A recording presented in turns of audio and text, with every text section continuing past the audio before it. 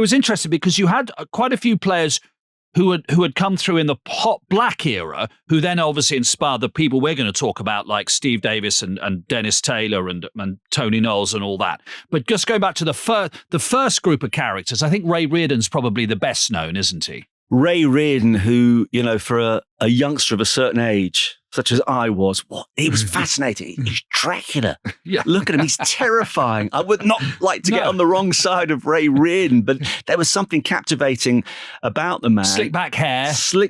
Really interesting backstory as well. He was initially a miner. He nearly got killed, actually, and his family said, you need to move on. He became a policeman, and he was a very brave policeman who once wrestled a shotgun out of the arms of a villain and jumped through a skywalk on one occasion to dismantle the threat of another burglar. So this guy had seen it all and was a leading light. I think, funnily enough, he was one of those, Mark, though, as the sport mushroomed, who almost didn't like what was happening because he kind of felt as though they had lost their soul to a degree. So it's him. Eddie Charlton, the Australian, was in. I mean, Joe Davis was the most famous one, but that's going back another entire generation as well. Eddie Charlton was an Australian. John Spencer, wasn't he? He was not the little Chelsea striker. He was the world champion.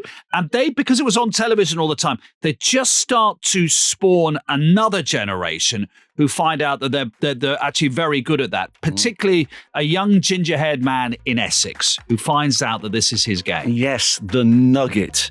Just before we go into Steve Davis, Eddie Charlton, by the way, looked to me as though he was always chewing on a wasp. And I remember my mum was fascinated every time it cut to Eddie Charlton. Who is that? Who is that fellow? Because he looked like he'd rather be anywhere else.